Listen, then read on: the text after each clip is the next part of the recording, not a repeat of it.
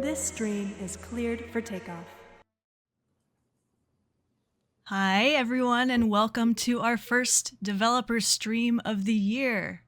My name is Jayne. I'm the Senior Community Manager for Microsoft Flight Simulator, and I just want to thank everyone for joining us today in chat or online on YouTube later. Of course, joining me is our regular guest panelists of Microsoft and Asobo leadership. We have Jorg Neumann, head of Microsoft Flight Sim. Hey, Jorg. Hi, good to be back. Great to have you back, too. We also have Sebastian Wloch, CEO of Asobo Studio. Hi, Seb. Hello. Thanks for joining. And we have Martial Bossard, Executive Producer of Asobo Studio. Hey, Martial. Hi. Very nice to be with you tonight. Thank you for joining, everyone. All right, so everyone who's here today in chat, if you've been around in our Flight Sim community for a while, then you're probably familiar what this live stream is all about. But for anyone new, just want to say hi and welcome. If this is your first stream here, feel free to say hello. Just an overview of the stream. About once a month, we hold these live streams. That way we can connect with you directly and talk about upcoming updates in the sim and go over some of your questions as well. So today's format is going to be a little bit different from our normal shows. We're going to spend the majority of our time in the feedback snapshot, and afterwards we'll delve into our Q&A portion. So if you do have a particular question about a bug that's in the feedback snapshot, we will likely go over it. We do ask that you hold your questions into the Q&A portion after that section. But speaking of, we do have one other guest to introduce. Joining us, we have Chris Burnett from Working Title also here. Hi, Chris. Hello. How are you today? Great. Glad that you can join us as well. With that being said, we're going to kick off our presentation, and I'll hand the mic over here to Jorg. Hi. Yeah, so as I said, great to be back. Looking forward to having a really cool 2025. There's lots of good things coming. I wanted to reflect a little bit because we obviously launched about 3 months ago. So next slide, Jayne. One of the things that made us happy, of course, was we set a franchise MAU record. What does MAU stand for? Monthly active users. It's another way of saying flight simulation had tons and tons of players, many millions actually. Thought I'd give you just some data points. Like in the last 3 months, I think about 2/3 of the players were in 2024, 1/3 of the players in 2020. Cool. What made us really happy was the amount of people that enjoyed the career mode. The whole concept of the career, as you probably know, came from the community. Lots of you said, hey, we would like more to do. So we did just that. And I think Asobo did a really great job. And what's fascinating is like when you look back at 2020, vast majority of you all played free flight because that was the majority of what was there to do. Currently, there's more people playing career than free flight. It's interesting, makes us happy, of course, means like we got something. I'm sure it has issues and all that, but I think the fundamental concept is great. And what's also cool is like in these few months, we have also added what we believe are brand new people to the flight sim community. We think it's over. Last I looked, it was 1.1 million. Now it's probably 1.3, 1.4 million. So that's great because that means our hobby is growing and people are taking a look at flight simulation, which is obviously one of the goals. Then the next thing is all of us, of course, did a lot of introspection, not just after launch, but over the holidays. And, so I just wanted to share some stuff. And obviously launch didn't go well at all. And there was one question from one of you that I thought was really great and to the point. And the question is, I'm just going to read it. What positives will the team carry forward from the widespread unplayability issues experienced upon the release of Flight Sim 2024 and the number of bugs that impact customers? So I think it's completely fair, and I thought it was very well put into the point. So to us, I think there's at least 2 big things. The first one is the issue about the CDN, and that some simmers or many simmers couldn't even get into the sim in the first few days. And there was a queue and all that stuff. And as you know, it was completely unexpected.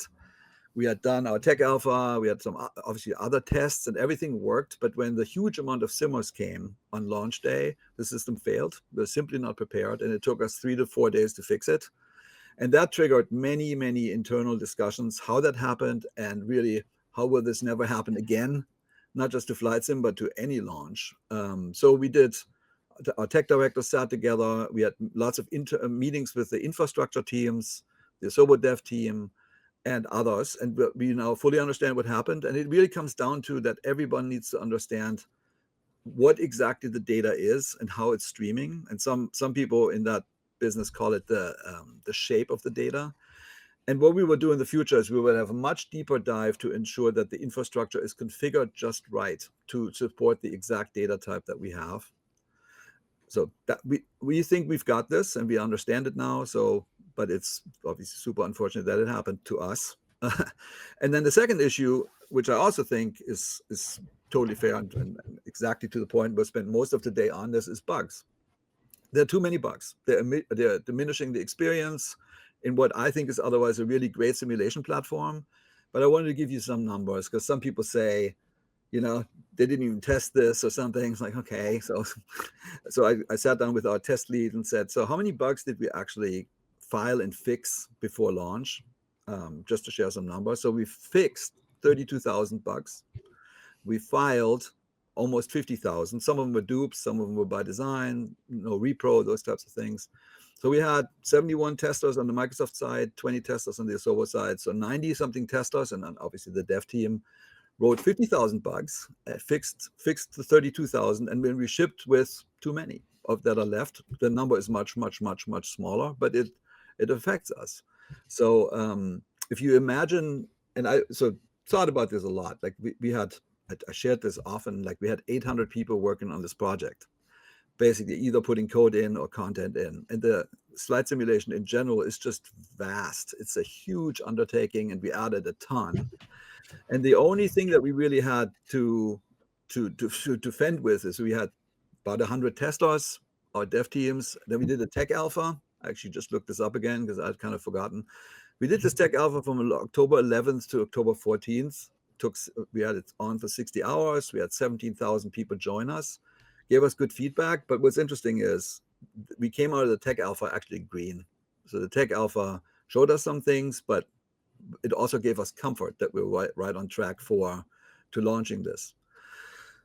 But when you really roll it all back, and I've thought a lot about that, well, so at some point or another in the future, whenever, years from now, we're going to make another one. And how do we avoid this from ever happening again? And the answer is pretty simple. We will never ship something again without a proper beta period. And when we talked about it here, Martial and I, we actually talked about we need to do a proper alpha for months, proper beta for months, proper filing phase for months, and probably we'll spend about a year in that state. And at that point, with tens of thousands of you helping us finding all the issues, I have high confidence we will get this under control. And that's what you're seeing with Sim Update 1 right now. So we wanted to get this out earlier, but we're sitting on it. Why? I think we had 20,000 of you play it so far, or 22,000, I forget. And there's lots of good feedback. So we're fixing it. And so I would say the rhythm of our updates might be a little bit slower, but the stability and the amount of time we spent on getting it right is going to be much higher. So that's our fundamental takeaways. Those are the two. Got to be careful with the streaming stuff because this is just a part of the world that we have. And then we need to spend a lot more time together before we can release something. So obviously the team took a holiday break. Everybody was frankly quite fried because we pushed really hard to get to a great launch, but then everybody is now back and swinging, and hopefully you saw some of this on Sim Update 1 already. There's hundreds and hundreds of bugs fixed. There's a lot of bugs that are, by the way, that came up that are not in the release notes yet, and we're going to address this. So basically, the release notes right now are the efforts of working title and mostly Asobo. Like Asobo obviously has a very large team on this. They fix tons and tons of bugs, but there are lots of other teams that fix bugs. Like they improve the aircraft, they improve the world. None of these things are in the release notes yet, so that's coming before we release Sim Update 1. All right, so as a team, we are 100% focused on making Flight Sim 2024 the experience great. Like we have done in the past 4 years, we are using the feedback snapshot to help us prioritize. And when we talked about today's meeting, so we put this feedback snapshot out. I spent a few hours a week looking at these things and updating it, but I think you deserve a little bit more insight into the different topics. So we're going to go through it now and spend a good amount of time. And if you have something where you're like, wait, you didn't answer it right or something, then just put it in the chat so Jayne can stop us from cruising forward. All right, let's go. All right. Yeah, we got the feedback snapshot up now, so we'll start at the top. I can take the first one. I spent quite some time on this one. So we have looked into the VRAM bug. We have started doing a few improvements, and there's gonna be it's I would say it's not a single issue. And there's also RAM. Sometimes in the discussions, there's not just VRAM. So there's here are the changes we're going to do. So first of all, towards the end of 2020, in one of the updates, we changed the display. That is for those of you who enable the display of the frame rate and this little bar of information at the bottom. You have the memory. It used to be at the beginning of 2020. It used to be physical use memory. The problem is that it was misleading for our dev team because the system manages physical memory pretty well, and puts everything it can into the hard drive, onto the page file, and sometimes it can be much less than what we actually allocate. So we switched that to virtual memory allocated.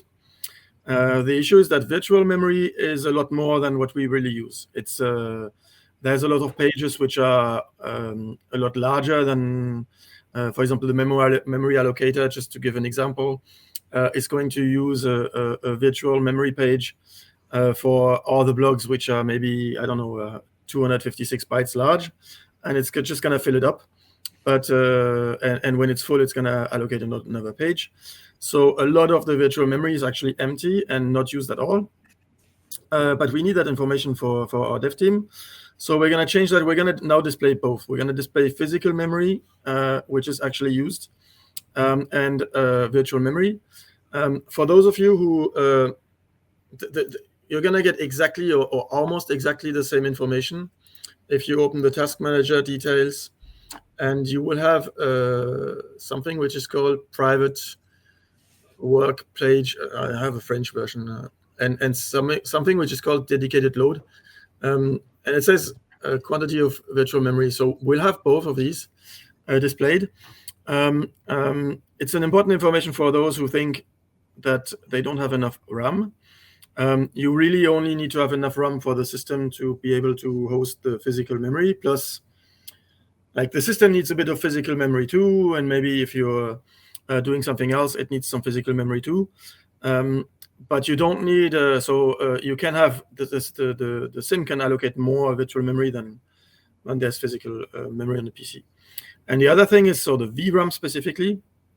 So one thing we found is that obviously the VRAM is also included in the virtual RAM. It's part of the address space. So when the SIM is using 15 gigs of VRAM, that's also accounted in the virtual memory allocations. So that's why virtual memory may seem a little bit large compared to what they really have. So I think that's going to be in SimAbit 2. The display will be improved, and so we don't think right now we have a issue in terms of RAM usage. It doesn't look like that at all. Impacting performance, but we still have an issue on VRAM when the VRAM is over committed, over allocated. So you can allocate more than the GPU has, but you can't use more than the GPU has frequently, like every frame or every few frames, because the GPU then needs to load it into the VRAM and out and in and out, and then the swapping happens, which is what makes the FPS just collapse. It will go from 40 on my machine. It would go from 40 to 5 or something like this, or even completely freeze. So this happens when we overcommit VRAM. We did a lot of testing, so we have not found yet a bug or something which would say, hey, this is a systemic thing, we just fix it and everything is better by magic. But we found a lot of, I would say, separate assets that need optimization. We have started on some very positive results. On my PC, I only have 8 of VRAM on a 3070, I was on one airport I was at 8.5 used, with the optimizations it's below 7. And so we have started the work on optimizing airports or aircraft or whatever, asset by asset, to bring down. So it's not gonna degrade quality or anything. It's just optimize the assets, make it better LODs, better use of textures and stuff like this. And it's an ongoing, I would say, effort to improve this. And so yeah, in SimUpdate 1, we're gonna have the first results. I think, Jorg, you can maybe confirm at what rate these are gonna be implemented, but I already saw a few, and we did A/B tests on a few airports, for example, which have a significant improvement here. Yeah, I would say, just to chime in, so basically the issue was identified. One of the issues identified was the airports. The Gaia team is making all of our airports with the exception of one, Bilbao, which was done by Asobo. And there is a technique change based on the new LOD system that is required. And I don't think we really fully understood this, frankly, prior to launch. So we are fixing this. We prioritized the airports that are fixed by basically telemetry. We know how many people land on what airport when. So we have the first 20 big ass airports in hand. So we're going to put this into the sim as we go. And then by the end of February, I think we should be done with this entire affair. But it's sort of a combination of data is doing something that then causes issues. And so the data needs to be fixed. But the team is on it. I mean, the Gaia team is frankly doing a great job pushing on this. Thank you, Seb. Okay. Yep. Do you want to continue on number 2, maybe? I think we could continue number 2. So this one, it's a bit complicated because there's a lot of things there. So, Seb?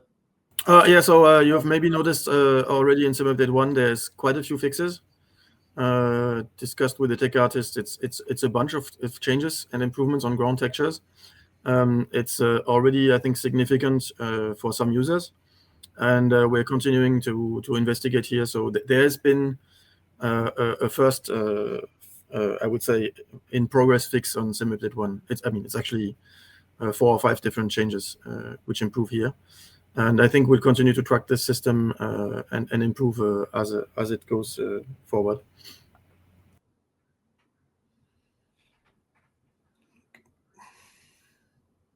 All right, we have the third one, non-functioning EFB in VR.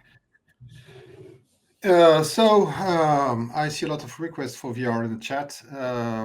Just to let you know, we intend to work a lot on VR for SimUpdate 2. It's not ready yet for being released for SimUpdate 1. So we've got like a bunch of things here for VR. Toolbar that is missing, some graphical issues. For instance, we've got a lot of discrepancies between the two eyes. Some have already been fixed. Some are going to be here for SimUpdate 1, but the rest and the core of the improvement we want to do for VR will be coming with SimUpdate 2. So this is part of it.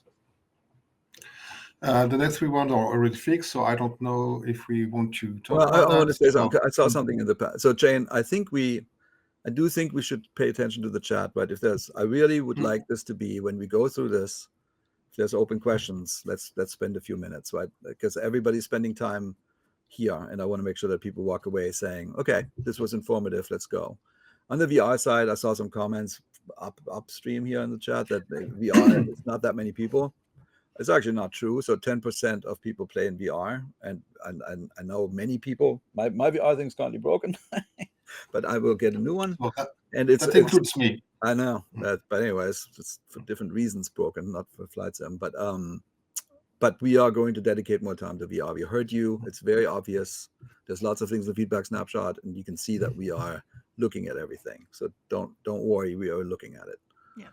One of the VR questions I saw earlier is they see the progress for SimUpdate 2, and they're wondering if there's a reason why VR is not included in SimUpdate 1. It's because it needs to be tested properly. I mean, it's always the same. When we getting things released too soon, then people are complaining, and I can understand that. So especially for some rendering issues, we will have to change some of the core of the rendering pipeline. Mhm. And this is taking time. And some of the issues are also plane related. So there's plenty of different sources. It is not just like one bug fixing everything. So and sometimes, like in order to fix some UI, then you've got to change the rendering systems. You need to change some of the shaders starting working in stereo. You know, sometimes you're just trying to fix a bug, and then there's a chain reactions that makes you changing a lot of things. So we want to have the time to do some proper work here. This is not that easy. Yeah. Okay. All right, so the next three, I don't know if anybody wants to speak up in the chat, please do so Jayne can catch it, right? Because we're mostly focused on that. I did see a question on one of the next three, aircraft custom registration. They do see there is a fix in the beta. The question though was around the fix has the registration apply to all aircraft and not each one individually. So there's a question That's right. if that's in the works. Well, we are still focusing on fixing bugs. That would be another feature on which you could change the registration for each plane. Mm-hmm. So for now, we are focusing on fixing bugs and not bringing new features. But that could be one of the first one we could do later on. Yeah. Okay, thank you. Just to not to steer the chat or something, but like I see some questions about downloadable things. Let's talk about the things when they come up. So this one actually is in the wish list. So I would say let's focus on the topic, make sure everybody understands what we're doing, and then we can hold ourselves accountable that we actually do what we say. But let's not jump around too much because it's just a little bit confusing, if that's okay.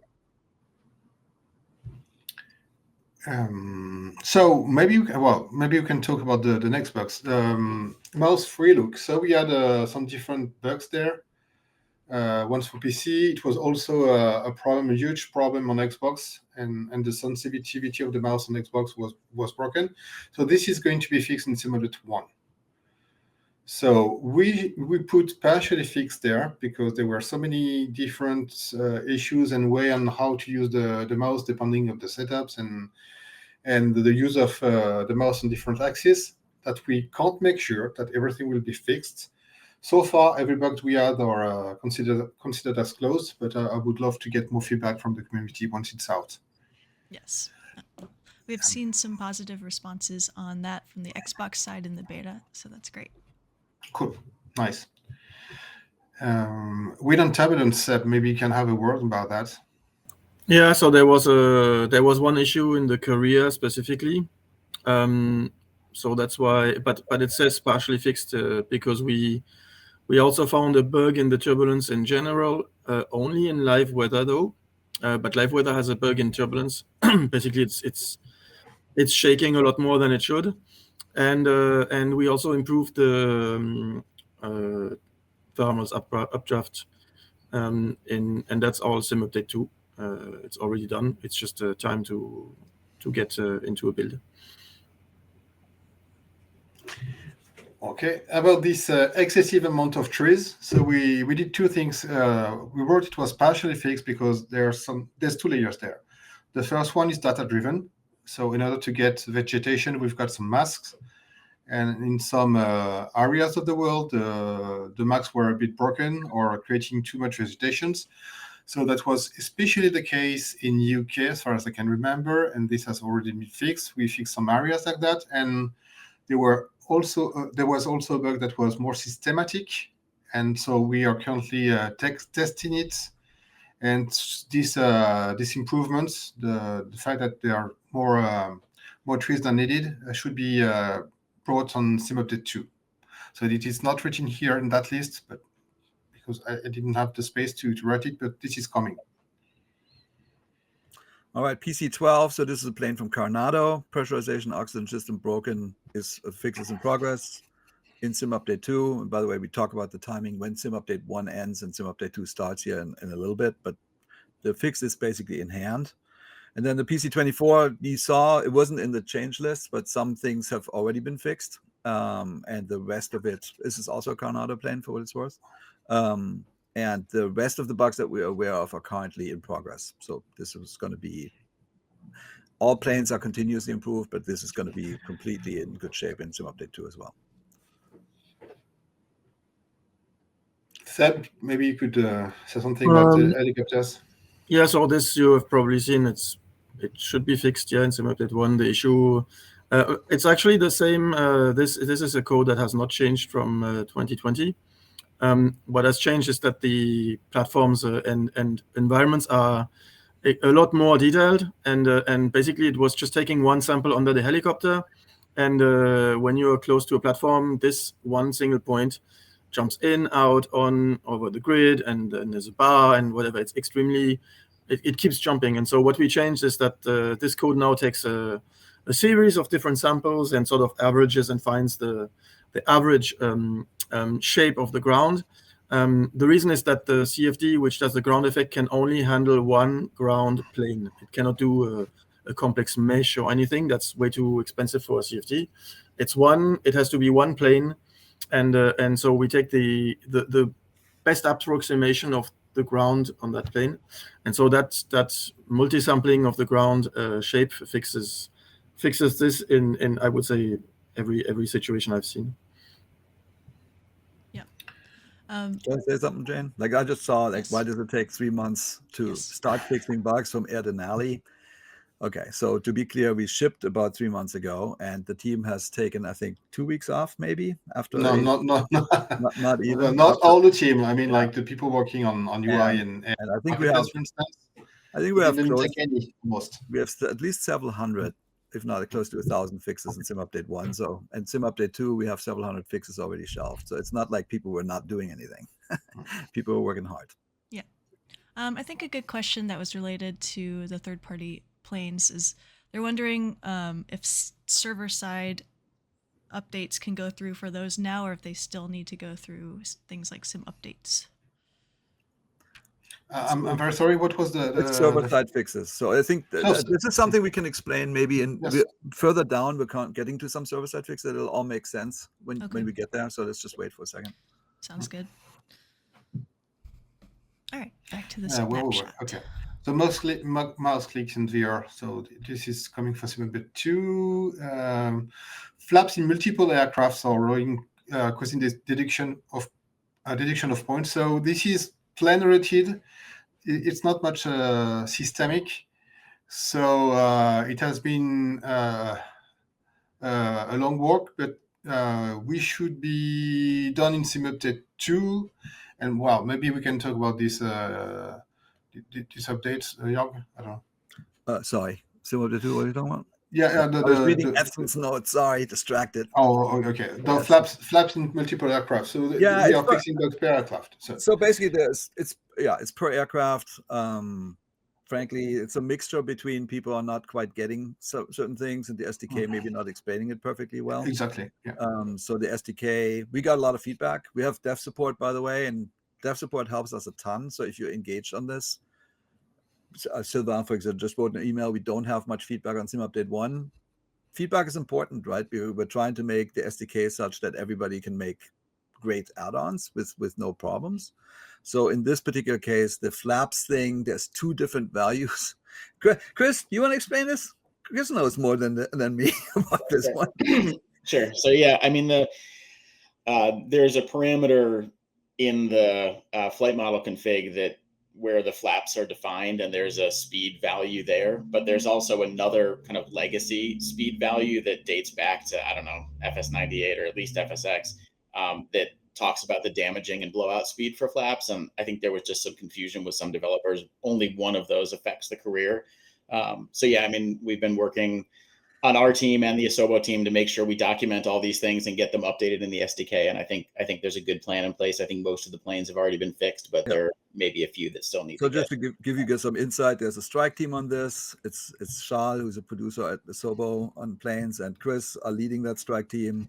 They're communicating every single bug that we know of, and we then distribute this to all the different plane developers. And frankly, teams like I&I Builds and Carnado are doing a great job reacting as fast as they possibly can to this feedback. So it's just it's new, right? The sim is new. There's some things that are new, and we're still we're still learning it, and not everybody sits in Bordeaux in Asobo's building, so we need to go explain it.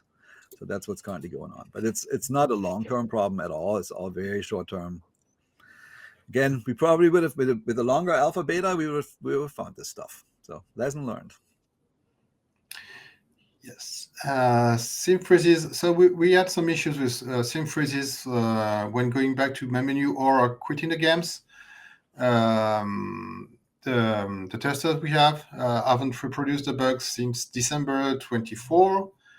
So we are still trying to get some more information if needed on the forums, but so far it seems to be fixed.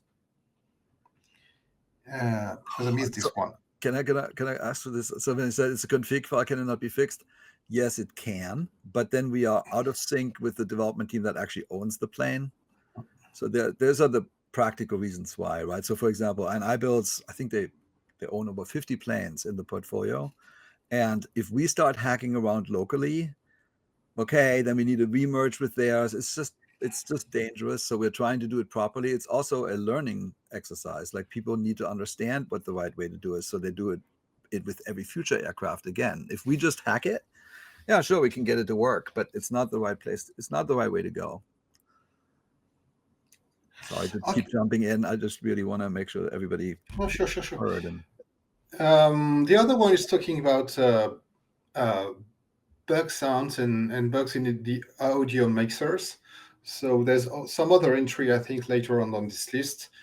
So there's plenty of reasons why audio could not work. I've seen one bug saying that when moving the sound to the headset, it was creating some reduction on sound quality. So this is foremost related to a piece of hardware or piece of driver. So we have to reproduce the bug and check what we can do if possible. For this one, the audio mixer, for most of that in some of the configuration that people have, we've got a bug with a third-party tool we are using, which is Playfab. We are using Playfab a lot. It's a great tool.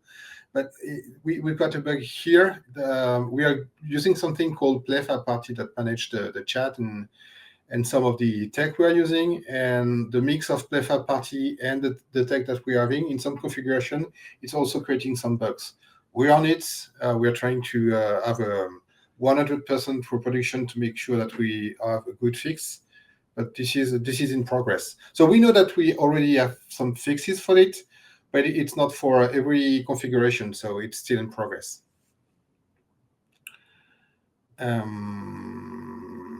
Control axis not responding.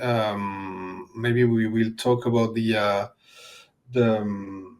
inputs later on, but well, still we are still working on that. And that, well, some of the axes and some of the bugs are going to be fixed for Steam Update 1. For most people are complaining about the usability of the configuration and inputs. And we are going to, I think there's a question later. We are going to work on the quality of life for inputs for Steam Update 2. Helicopter, we already talked about that. Jayne, just let's take it to a quick break, because otherwise we're just rolling through 100 things. Jayne, did you see anything in the chat that you think we should talk about? There's tons of questions. I think we answer a lot of them later in our Q&A section. So I'm seeing a lot of those. I would like to ask if there's a procedural one. There's yes. a procedural one that I thought it makes sense from a certain perspective, but Seb or Marcel, I would like you to answer it. Somebody said, hey, have you considered, instead of doing large sim updates, doing more hot fixes? Yep. Do you want to, which I think is a valid thing to think, but yeah, so I think you're going to explain maybe later the rate of sim updates. I think we had a lot of discussions to make them as quick as possible. But we also want to test them with the flighting. And so the issue is that, pretty much today, and since when, like almost 2 weeks, 3 weeks, the team has pretty much stopped working on Simulate 1.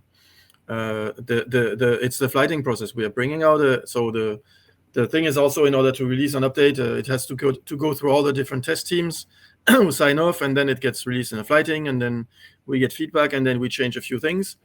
And this takes, flighting will take between 2 weeks and a month most of the time. And so that's just the time it takes to bring these out. And then we have I think the QA team we have does not allow, and I don't think if the pipeline we have to release updates does not allow to have two flightings at the same time, or test too many builds at the same time. So we and Jorg is going to explain the schedule next, but we're trying to be as quick as possible with simulate. So I think we're still going to do a hotfix if something is broken, but a hotfix is really you take a build and you change one thing. Here we're talking about thousands of fixes, and that's something where you need to have enough testing. And if we break that down, simulate, let's say instead of 1,000 we do 500 in 2 steps, well then 500 is still a very large step, so you still need a lot of testing. And so hot fixes, having a series of small hot fixes would be possible for 1 or 2 bugs every time, but not if you're in the several hundreds of thousands. But then there's no flighting. I mean, for example, I think it was hotfix 2. Like we're like, oh, let's fix this one thing quickly, and then we broke, I think, all the I builds. Avionics, they all were like bright yellow, because if you do a hotfix, you have to test. We have 125 planes now. Like we have to actually test everything, and so the quickness is actually getting us in trouble, and it's kind of the opposite learning that I talked about earlier. I think we need to have more time, more people's eyes on things to make sure that it doesn't break anything unexpected that can happen in a complex piece of software like this. So I really think hotfixes, what Scepter says, emergency, we really broke something bad and like, oh boy, sorry. But we need to be disciplined about sim updates and make sure we properly flight it, properly have everybody's eyes on it, and then we release them. We're trying to go as fast as we can, of course, but without breaking more stuff, because that's just going to irritate people even further. Yeah. And that kind of goes back to the question of users here asking about those server-side updates and how that fits into the equation. That's different. Okay, let's talk about those in a little bit when we actually get to one, because there's something on the next page, maybe. Yes. Okay, so we've got some bugs for... Not just Marcel, you said helicopter. We talked, so I don't think this is the same issue. Helicopters bouncing around. I think that's the helicopters in the menu or the carrier who sometimes go like this. That apparently it was a spawning issue too. Yeah, but it's a different thing than the ground effect. But both of these are. You're right. Carrier mode, no night missions available, and I will also talk about the charter service VIP. So 2 things here. We were talking about some different updates. So carrier missions are delivered by a service, so we can update it, and we can have some missions depending on some real live events. So in order to have the mission updated, sometimes we need both to update the software itself and the mission services. So this is the case here. We need to update in the same times the service and the code. So that's why it's partially fixed. Some of the bugs are fixed for sim update 1, but they are not in the flighting because the service has not been updated yet. So for the night missions, we are going to have more.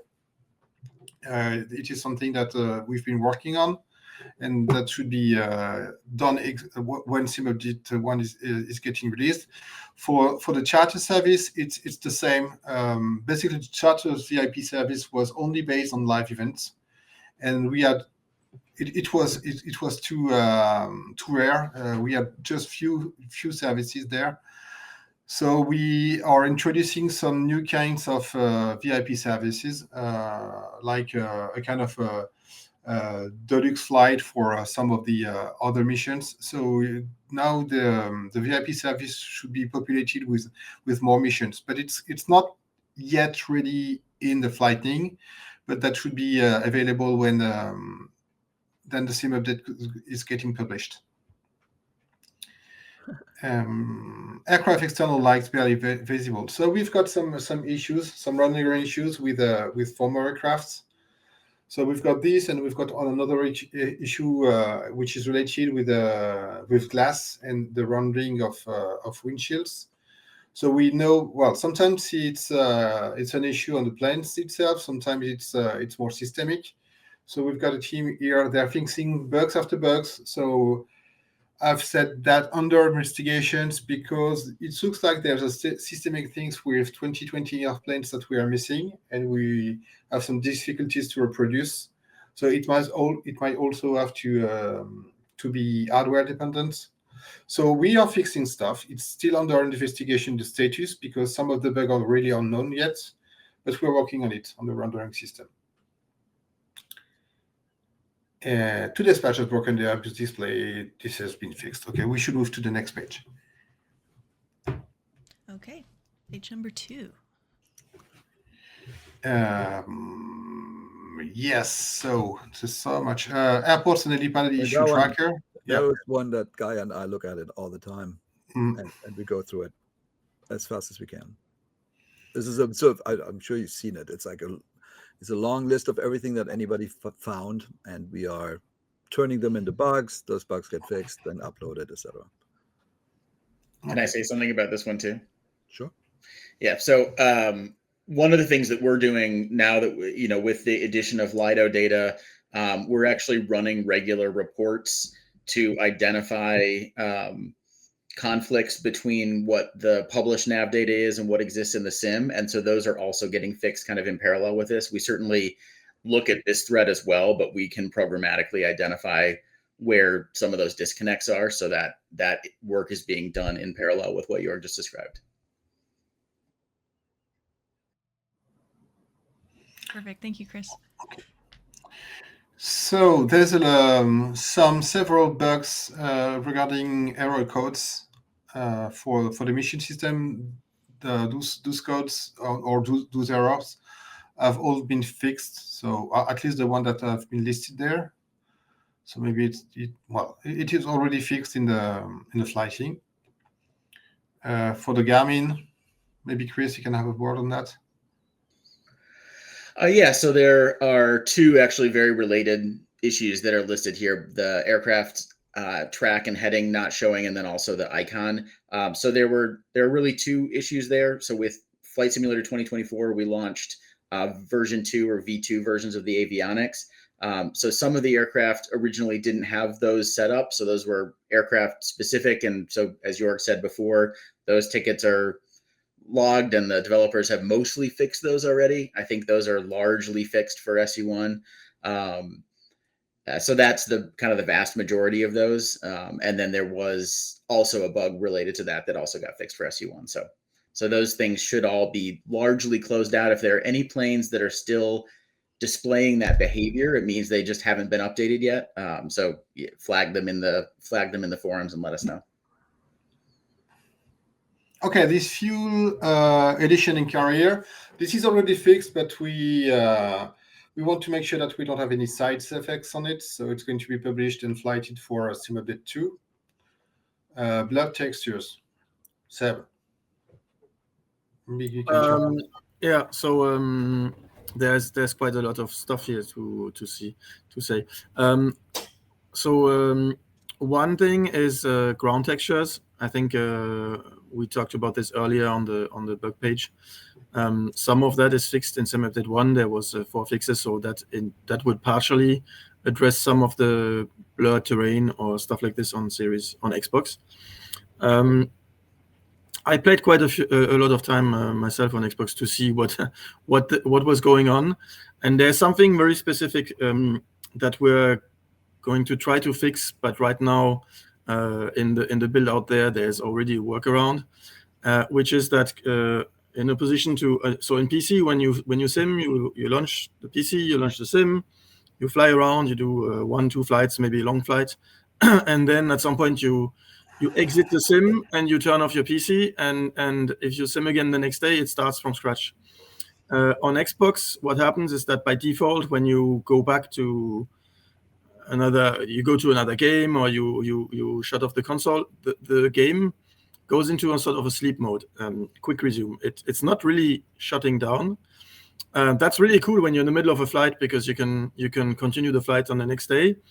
But I was doing this forever, right? Because I didn't even know at the beginning how you force quit a sim on the Xbox. And after a week of flying, it was still the same session. And the thing is, on Xbox, we don't have infinite memory as on PC. Even though we now have virtual memory, we can now swap on the hard drive. We still have a limit, and eventually memory is going to fragment if you move.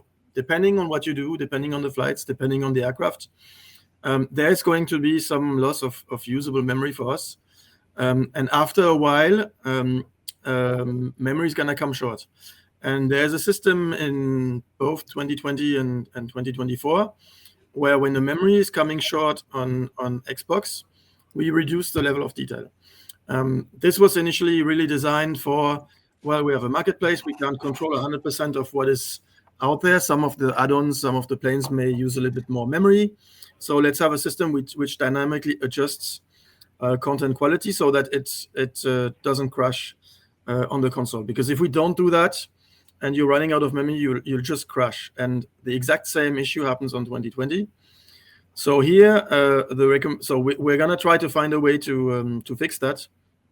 And we know we can actually detect if there was a quick resume. We can do all sorts of things to address that. It's not that easy because you can't just quit the sim randomly. But there's ways to fix that. And in the meanwhile, basically, if you encounter the issue, when the next time you finish a flight, you go back to the main menu, or you just want to end the sim, just we can give the steps somewhere on.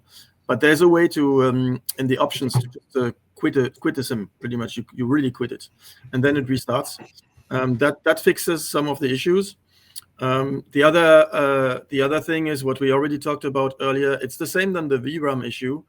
When an asset, when a plane, or when an airport is too big or needs LODs, on PC, people may run into FPS problems or VRAM issues. On Xbox, this will just allocate more memory, which will force the system of dynamic adjustment of quality to just reduce the quality of everything else. So this is also something which is impacting, and Jorg already explained that this is being fixed in progress. And so it's a multi faceted issue. So some of it is already some ground texture blurriness is going to be fixed with Simulate 1. Some of it is going to come from improvements on airports, etc., which is in progress. And some of them are going to come with Simulate 1. And some of it is related to the fact that the sim never quits. And you can just, if that happens, you can just force quit it, restart on the next flight. You don't have to necessarily abandon a flight. So it happened to me after a week because, I didn't play non-stop, but I after 15 hours or so, I was just doing career, one mission by another, and all of a sudden it started to be a bit blurry. And I said, what? The same thing was not blurry 2 missions ago. What happened? And by just going back on the next mission, going back to the main menu, quitting, relaunching, that fixed it. I know that there's some games. So we are a live game. We're streaming. You can in the middle of everything just quit and resume. I know there's games which don't support that. We support that, and it causes this issue of fragmenting slowly because it never restarts. Well, yeah, but there's at least a technique that we can apply, and we're going to apply that in Sim Update 2. Yeah. Can I go out of sequence, Jayne, with something? Because I saw a couple of things. Yeah. I'm like, okay. So somebody said, hey, some of the plane developers fixed their planes and they're ready to go. Okay, well, sure. So the plane developer might think that, but typically we test those planes and we need to give our testers enough time. So that's one of the reasons. And then somebody said, I'm going to call you out just because you said it. Sergeant Tickleflight said, plane fixes are probably waiting for the WASM Band-Aid for Xbox to be certified and uploaded to Marketplace. Well, this is almost all incorrect. So first off, WASM Band-Aid, I'm not sure what you mean by that. So WASM essentially is the first time in the history of flight simulation that allows complex planes to be even playable on Xbox, because there's native code in some of these planes, and Xbox is a secure ecosystem. So we don't allow open code. So we have a sandbox, and thank God WASM exists, because it really enables things that were never possible before.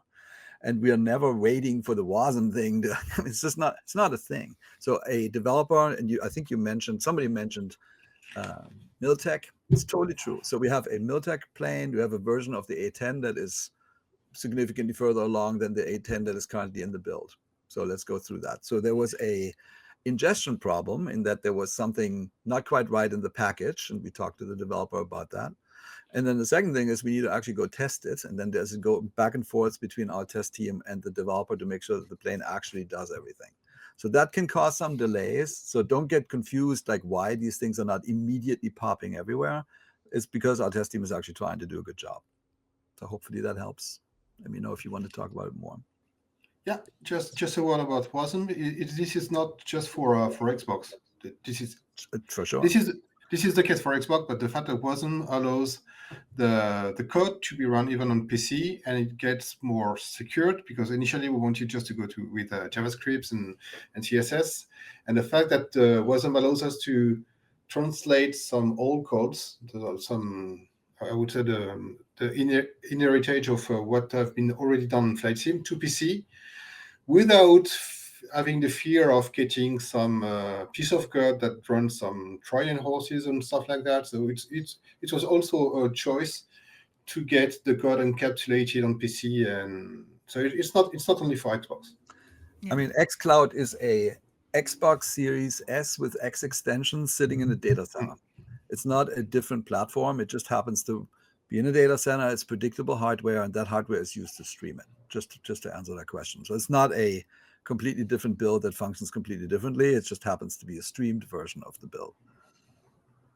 Hopefully that makes sense. Yeah, thank you, Jorg. Okay. All right, not seeing any more questions on that particular subject. So we'll hop back in. Okay, what was the next question? Oh, yes. So in this list, there are some items which have been highlighted in yellow. It's because it's super hard to talk about those items. On the forums, there's a long list of bugs, or it's almost bugs of bugs. So it will never be, or never get another status than under investigation, because there's so much things in there that, well, most probably. So in order to be efficient here, we should almost remove those bugs and include the bugs that are in it in the other threads. So maybe that is something that we should do. Like yeah, Jayne, we need to work on this. It's Yeah. so broad now that it's never going to be all like, it's always going to be in progress, because if we just keep people just add topics to some of these buckets, we're like, okay, we might want to break this out a little. Yeah. Okay.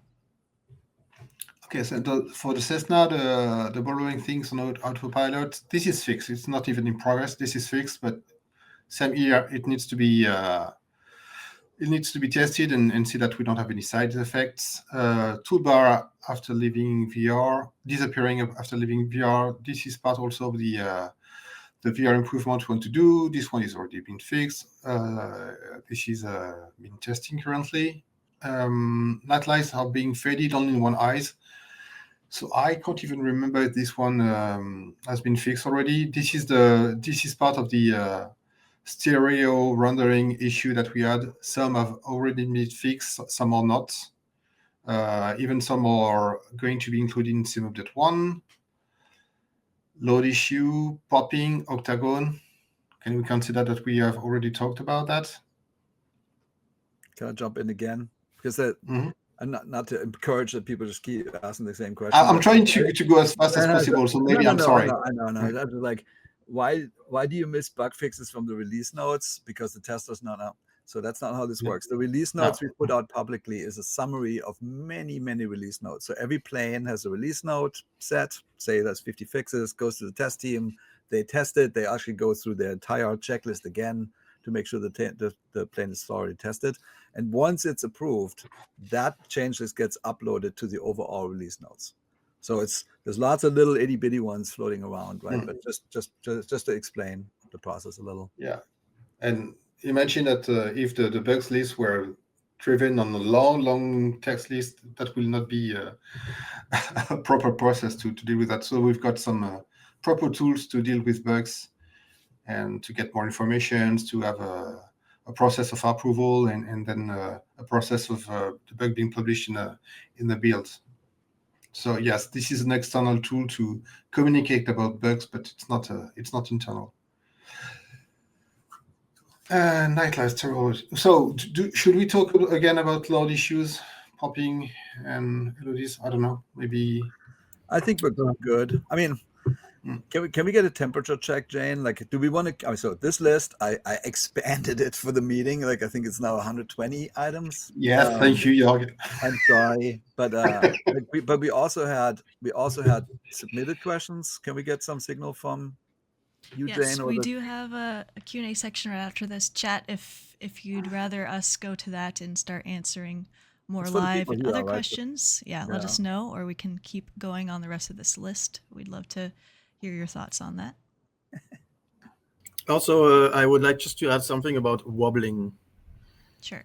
So wobbling. So I've seen quite a lot of people who have posted videos of a variety of aircraft, which at some point end up doing this, like, I don't know, like a fish, like a dolphin.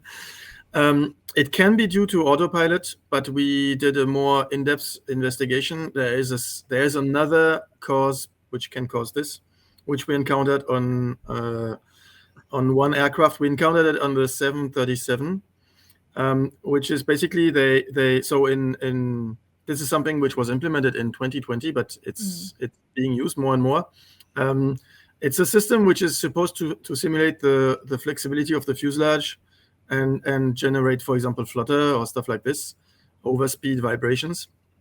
And this has been added to some aircraft, of which the 737, and it's been tweaked there's pretty much a bug in the tweaking and in the way it functions and the frequency. So the sim is running at 100 hertz, and it cannot simulate high frequency oscillations.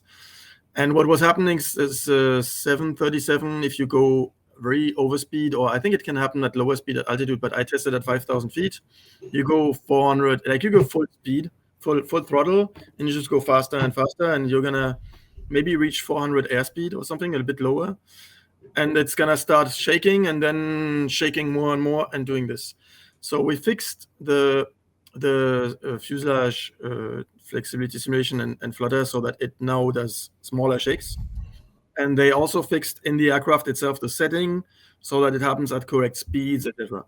And so just explaining this, because some of the aircraft may be autopilot issues, but some it may just be this and in order to enable it in the SDK, it's I think it's called rigidity and inertia or something, fuselage rigidity, something like this.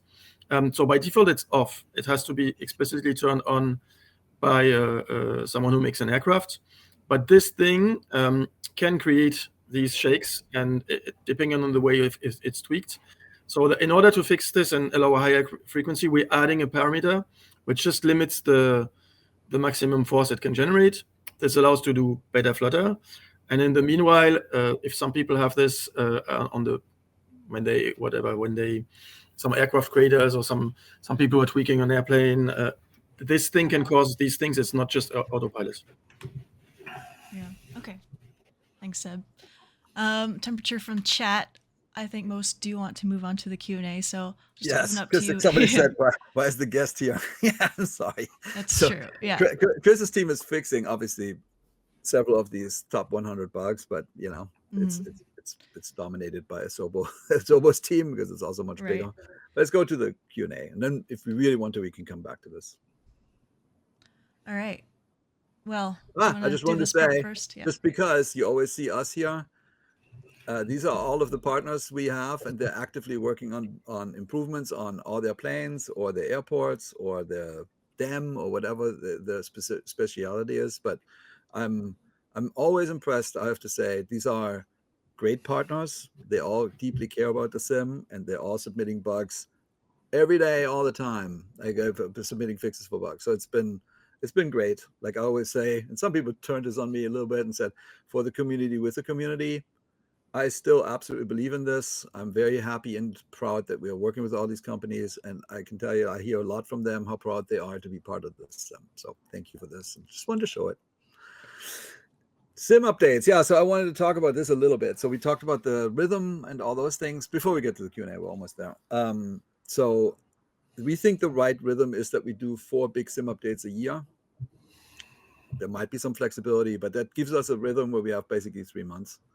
Sim update 1 is not the biggest sim update, but it's a fair size. The sim update 2 one, we are shooting for end of April, and that allows us to do quite a bit more things. And then the sim update 3, we hope to have it as a little playable gift at the expo, which we're intending to attend this year again.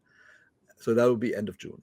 So that's the current rhythm. So when you see something like it's coming in Sim Update 2, that actually means you can check out the fixes when Sim Update 1 launches. And Sim Update 1 launch, because somebody, yeah, good question. So the Sim Update 1 is there are currently some, so Seb said, we have actually basically locked the code down. Like we're like, okay, let's not add more stuff.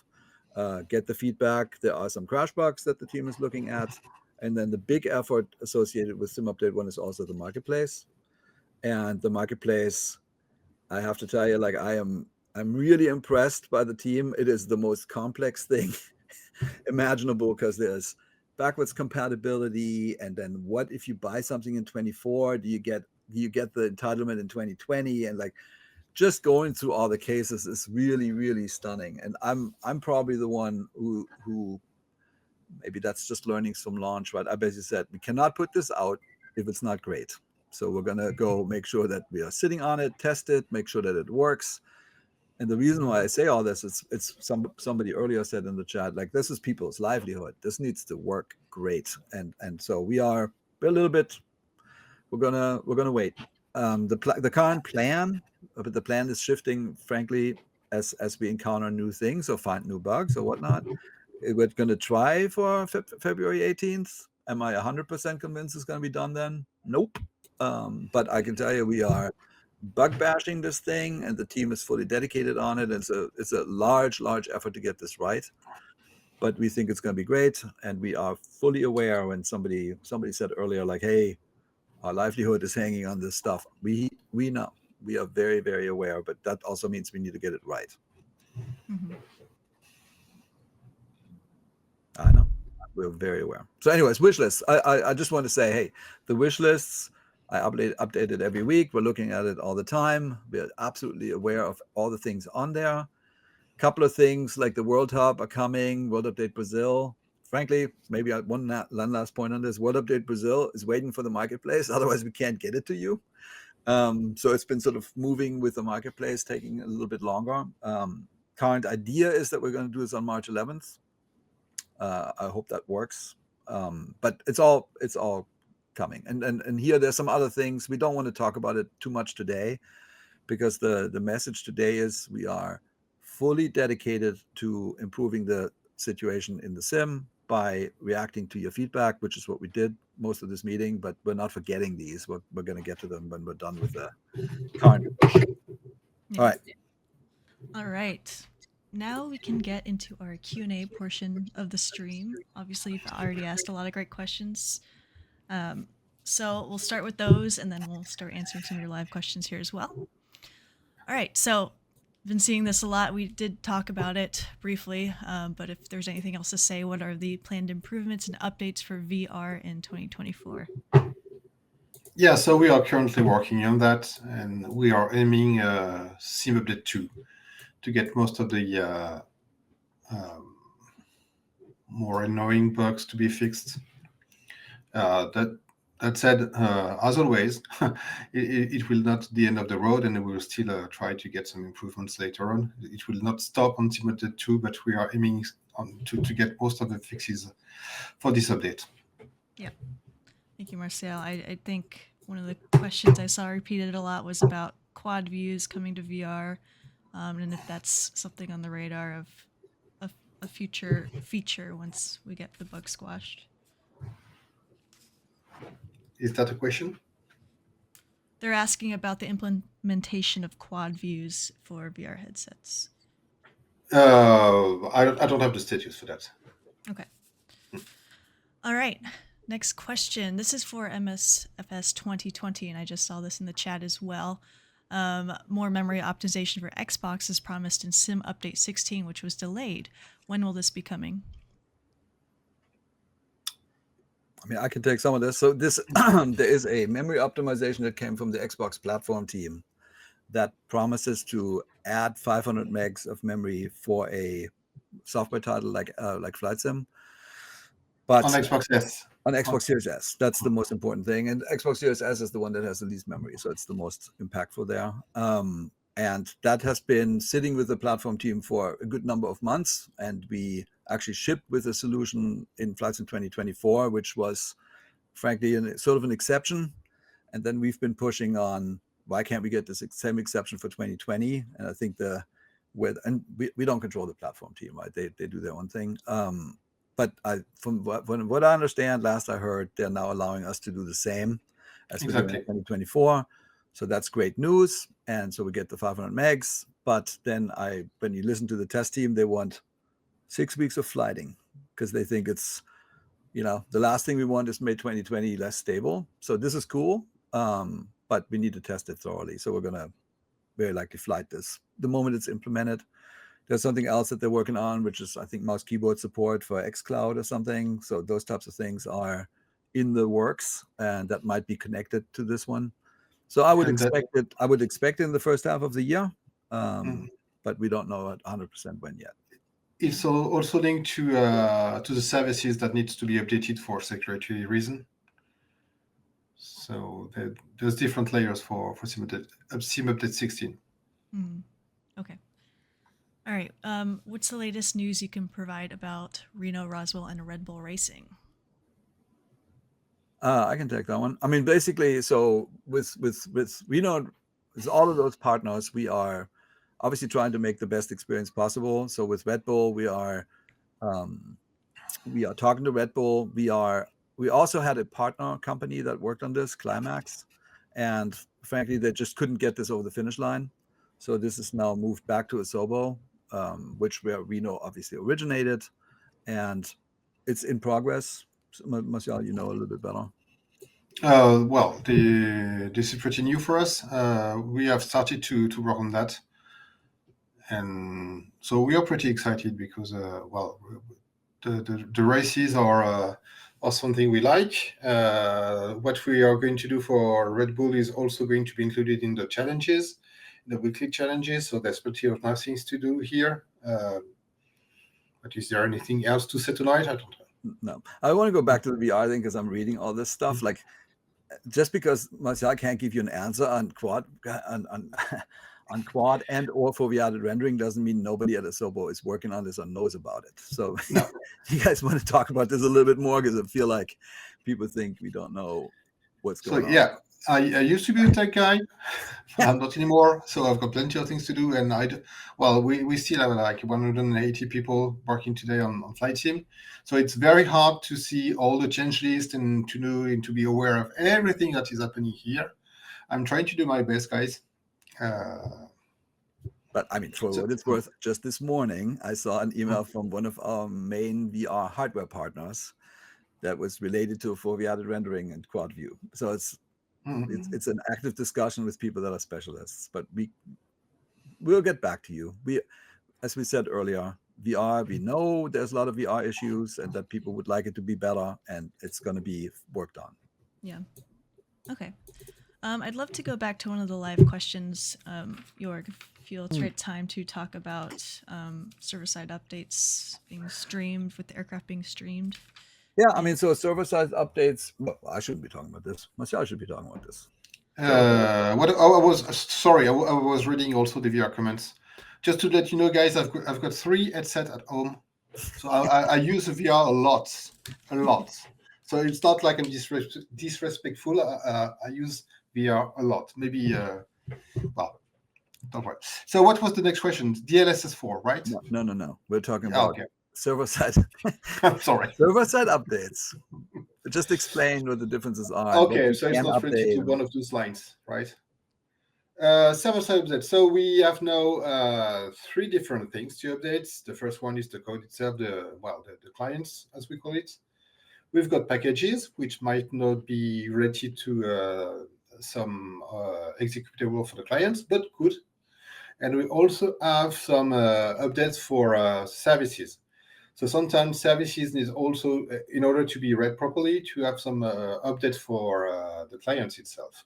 So we've got these 3 different things. So that's why also testing is super important, because when it's just an update for services, we've got to check if it's working with all the versions that are has been released yet, including the one that are currently tested.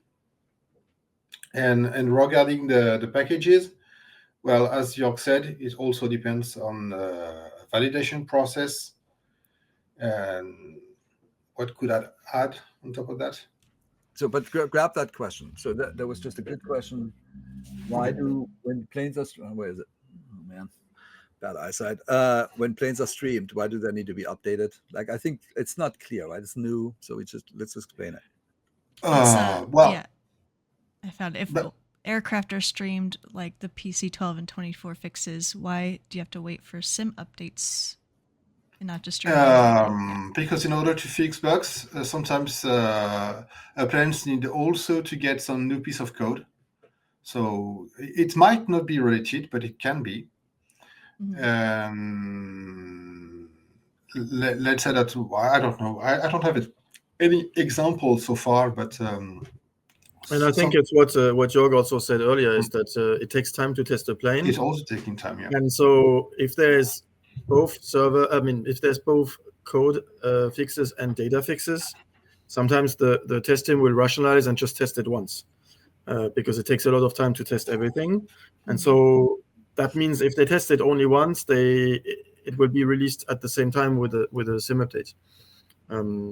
So I think we can do server-side updates without waiting for a sim update, but yeah, I think it's more like very often there's also code fixes, and very often we try to pack together the test effort on both fixes together. But I think we can do an update if needed on just data. For example, the PC, because somebody said the PC24.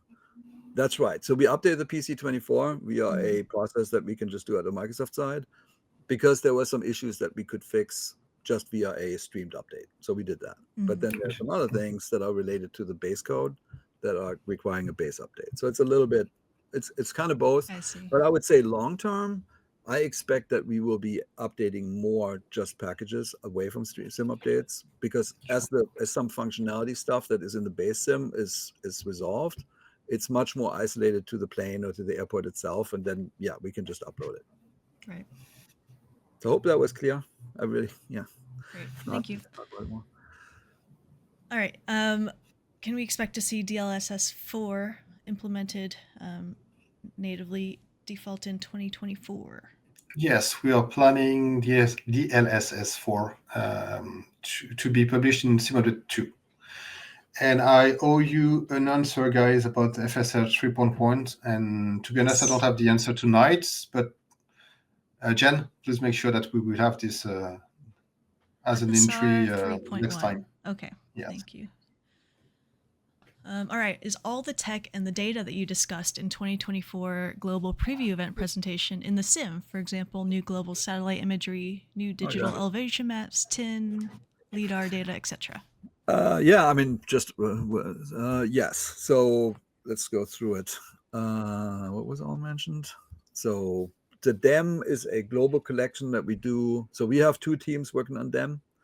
And DEM is, as you know, digital elevation maps. So we go talk to all kinds of governments, geographic institutes, and whatnot to collect this. Then we send it to Bing. Bing processes it, because we're basically inheriting the Bing world, and that Bing world is used in flights in 2024.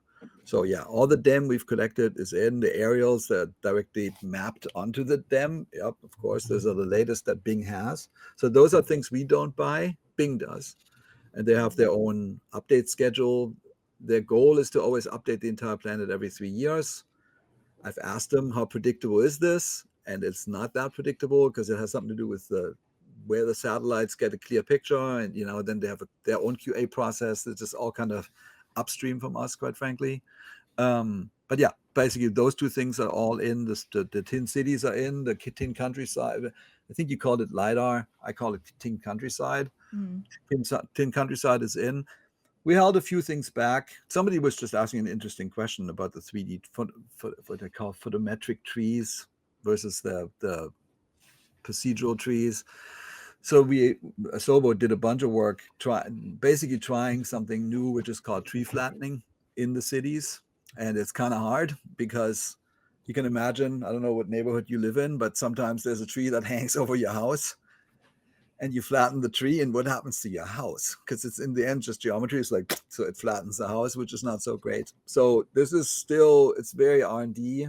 They had some good results and some not. So the only place where tree flattening has been applied is in the, what we call countryside 10.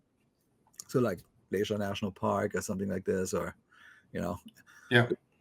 things like, and we are currently, so this is why we do world updates, right? Think about that as a sort of a fluid system of we either capture new data or Bing gets new data, and then we have to go look at the data. For example, I can just give you a preview of something that's currently being worked on, the Dolomites, which is in, sort of Italy, northern Italy region.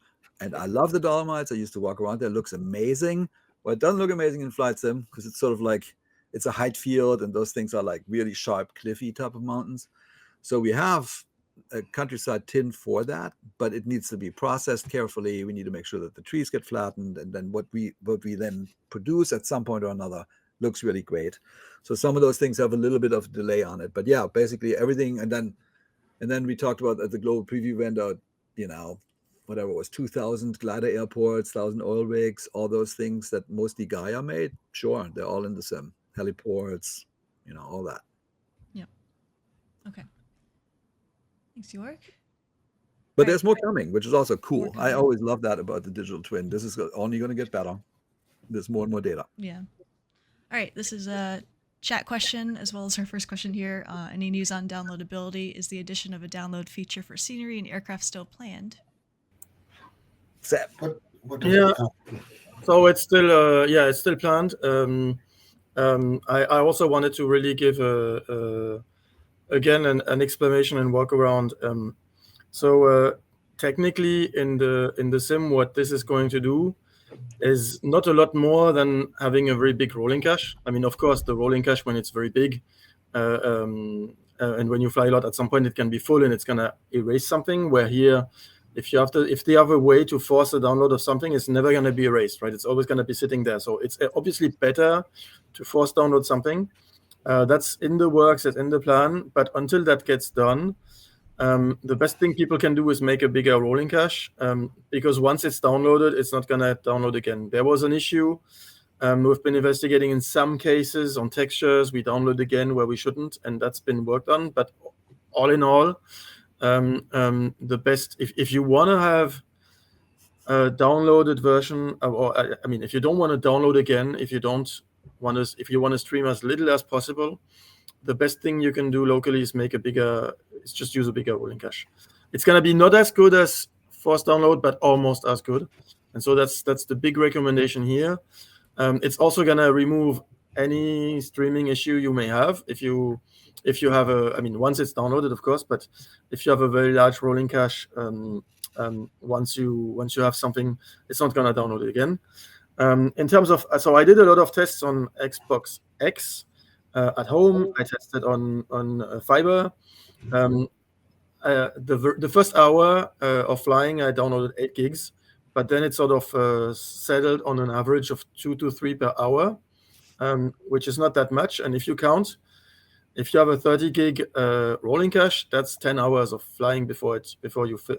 Obviously, I didn't deliberately try to fill it, right? If you go from 10 to 10 at low altitude, it's going to fill faster. But if you fly normally, around 3 to 4 gigs per hour is what you will get. I've seen people on the I've seen people setting 100 or 200 gigs of rolling cache. Yeah, that is going to take forever to fill up. I even another thing which is interesting, I tried at some point just for fun to use this as an internet connection.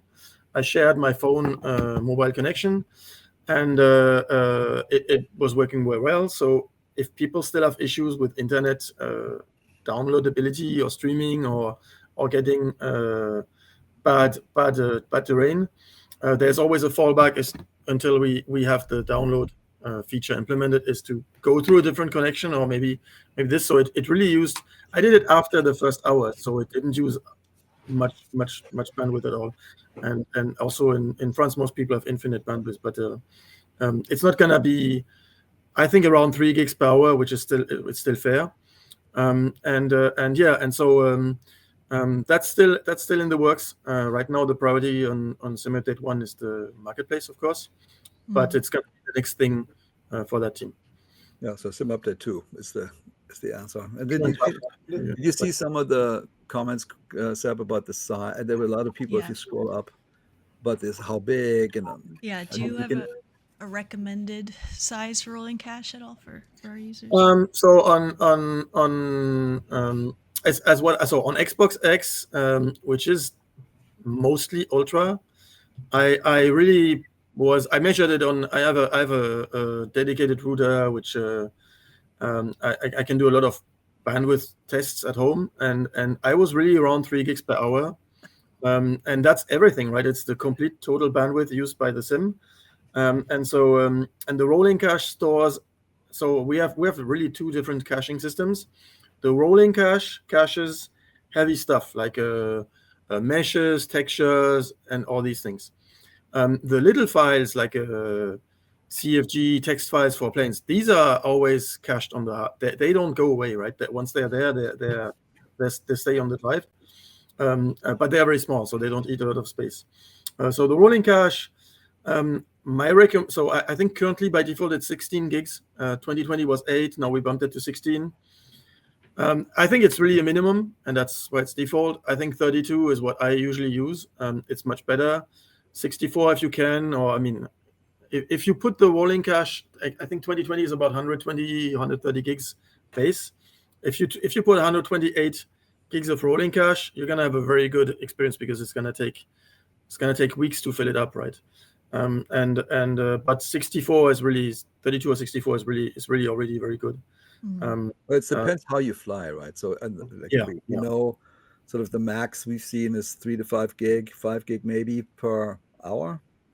Yeah, 10 is really the heaviest. If you fly low over 10 a lot, yeah, I mean different cities every time. Yeah, if you do it on takeoff and landing, that's normal. But it's you have a landing a glide path, so you don't. I mean, a landing path, you very quickly get up, and 10 is expensive when you're close to the ground.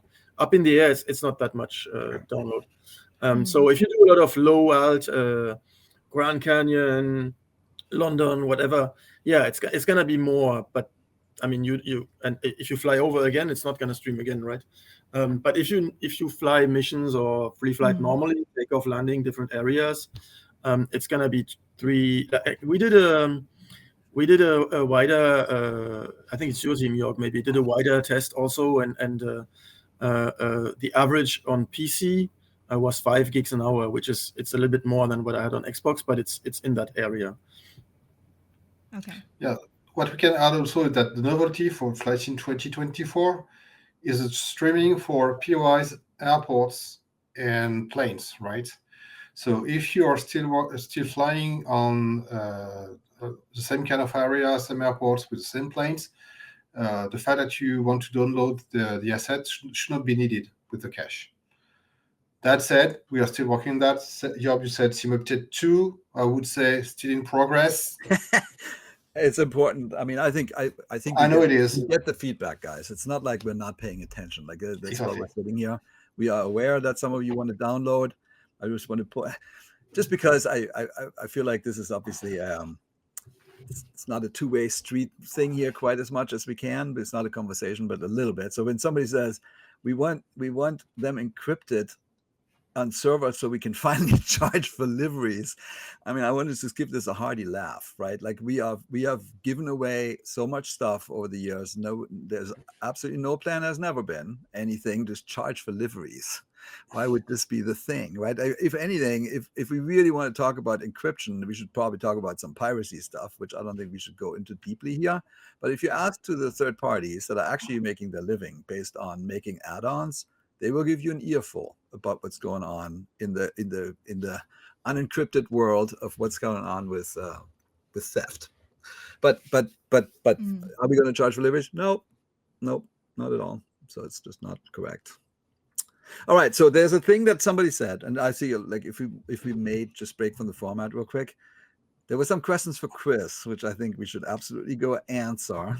Did you see them, Chris? They flew by and said, "Hey, there's something for working title." Did you see them? I saw one, about like airport parking positions and airport layouts. Yes. Yeah, I have found it, so I'll just read it out first. Okay.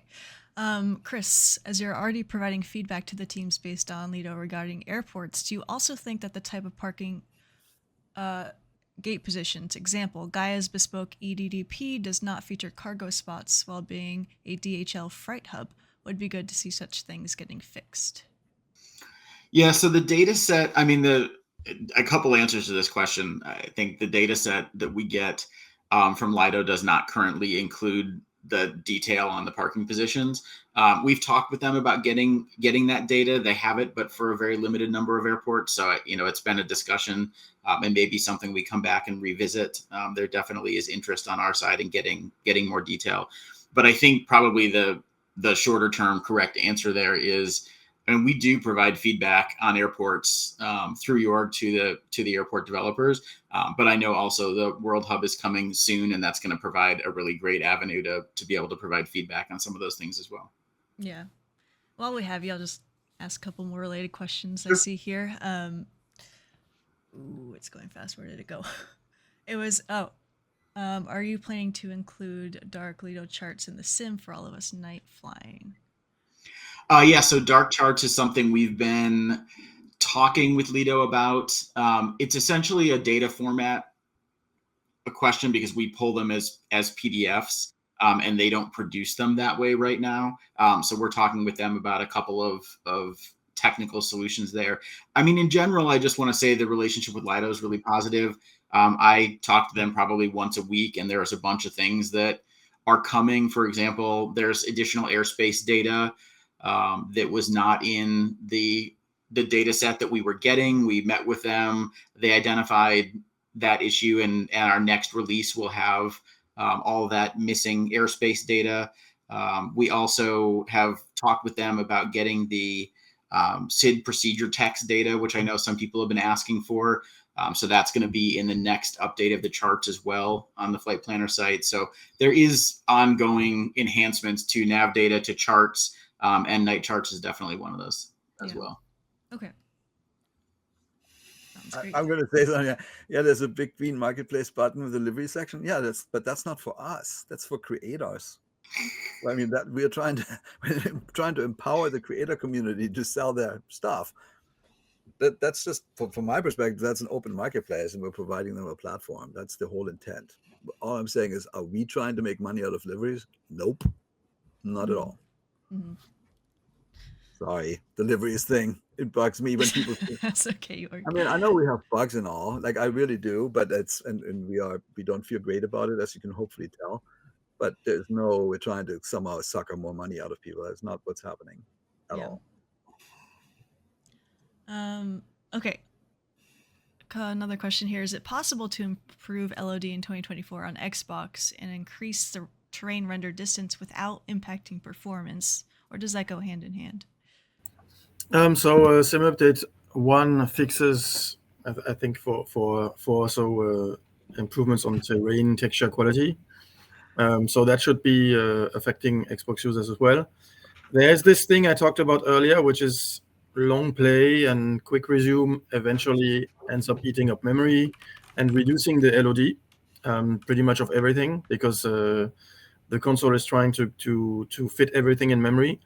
So the occasional restart from the main menu when, don't need to break a flight or interrupt a flight or anything. Occasionally restart the sim would help with that too. And that plus sim update 1 plus all the optimizations going on right now on assets on airports and everything, because this is all a big load balancing on Xbox. The memory is finite, so it tries to sort of reduce detail of everything so that everything fits. So when airports get optimized, then there's more space for everything else, including terrain.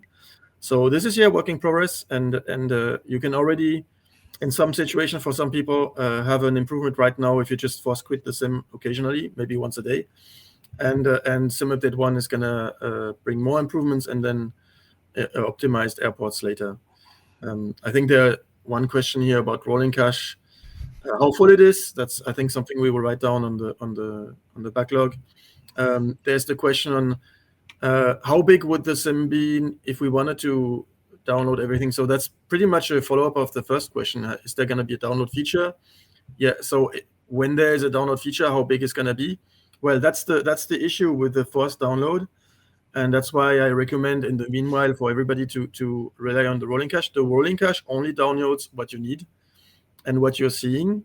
The forced download is downloading everything. So if you download a plane or an airport, it's going to download everything. So if in an airport, there is at the very end, electrical generator, which has a big 4K texture. It's very far away.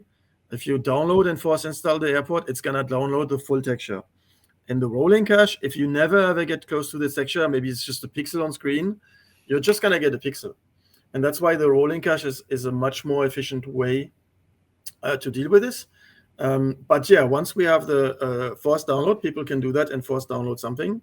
It's going to be a longer download than, so I said, yeah, if you go into the sim, it's going to be 5 gig an hour. An airport, maybe 20 gigs, 30 gigs. It can be very big. And if you have a slow internet connection, that's going to actually take a lot of time. Look at the typical update on 2020, where World Update or so is a big download. It's about the time it's going to take, but then once you have it, it's there, right? You don't need to download it again. That's really, I don't recommend people to download everything. If you're always flying the same airport or so, yeah, then it's cool. Like if you're doing 10 airports, download the 10 airports, but don't try to download everything there is, every airport, every PY, everything. You're just gonna fill your hard drive for use up internet for nothing. How big that would be, yeah, it's just ever growing. I think so. First of all, there's the wall data, which is stored in the rolling cache, which is 3 or so petabytes. Every time there's a new tin, it's more and more data. Airports. So I think last time we counted, it's hundreds of gigabytes already. All the stuff, the planes and airports right now, and it just keeps getting bigger and more. Yeah, it's hard to predict exactly how much it would be because it depends on what you would want to install. But I think, yeah, if someone has 100 gigabytes to give, besides the rolling cache, maybe having a 60 gigabyte rolling cache and then 100 gigabytes, you can download 6 or 7 airports and your most frequently used airplanes. That would fit probably and give you then an even better experience than just having the rolling cache. Yeah. All right. Thank you so much, Seb. All right. We're going to get into some questions around ATC, which I see some streaming in. So just a quick one for the first question. What happened to the ability that we saw to add your own voice for ATC responses? Yeah, so that's a feature that was based on a platform feature. And I think we ended up not doing it because the quality wasn't what it needed to be. So this is one of those things that unfortunately wasn't fully in our control. But we're going to keep at it because I think it's super cool. As a matter of fact, our audio director thinks it's the coolest feature of the entire sim. So it's sometimes like this, that we think we're on a path to get something going. We had tests going, and then it kind of falls over. So in this particular case, it fell over for launch. This is now on our backlog for future. Awesome. Thank you. Not awesome, but well, of course, yeah. true. Within the year 2025, what are your intentions around ATC interactions? Will you improve their text-to-speech so that they will read out frequencies without a large pause at the decimal point? Will you add voice recognition? Will you dive deeper into any of the existing aspects? Are you going to adapt to situations, weather, NOTAMs, asking you to hold, go around, to shortcut your flight plan, or any other aspects that third-party ATC add-ons offer? Yeah, so I can talk to this and more, and I've seen a lot of the questions about ATC. So I think the first answer is, or maybe the first thing to say is, we recognize that when 2024 launched, there were a number of regressions from where the ATC was in 2020. We take full responsibility for that, and that's kind of the first priority here, is to address those issues. So we have about 30 tickets that we're tracking and that we've been working on as part of that big pool of tickets Jorg spoke about.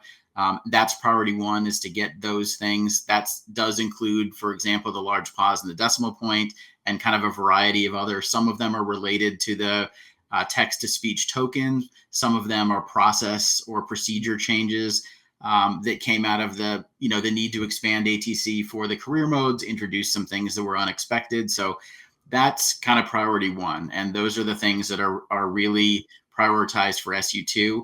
There are a few fixes that are already in on ATC for SU1.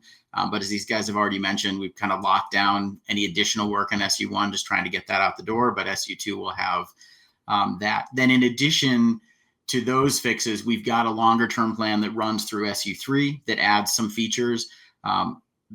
It hasn't been talked about a lot, but there actually are some new features that are already in.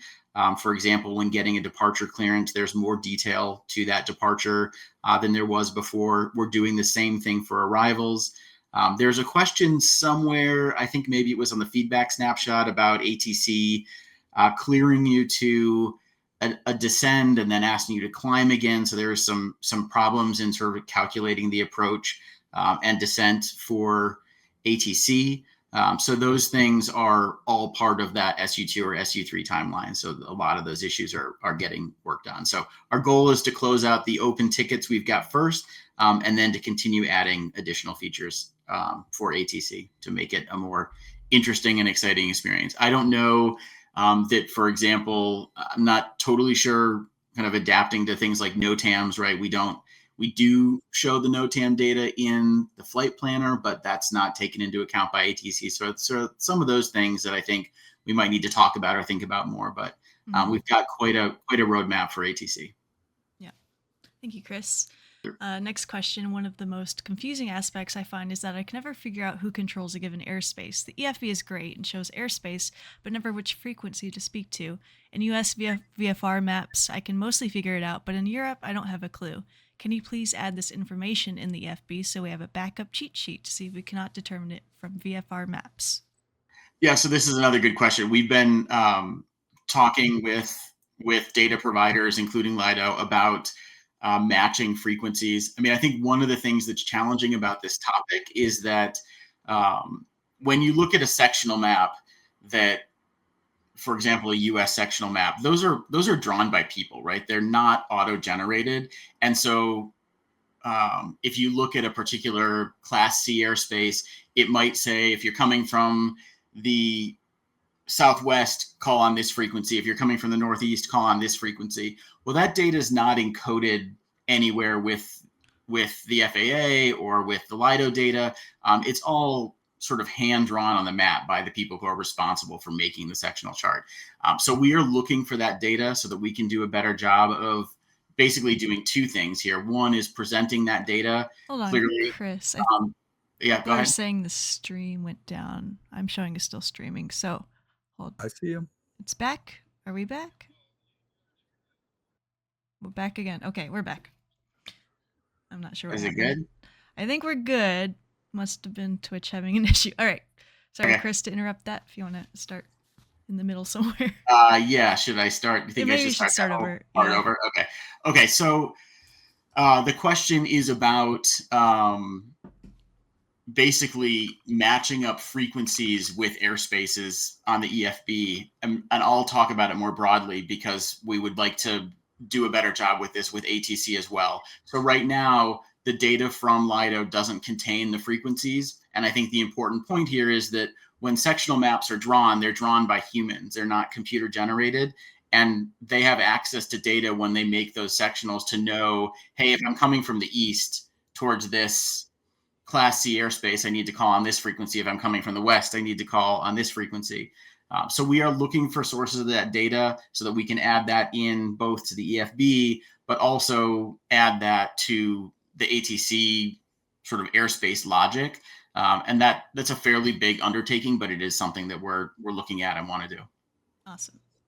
All right.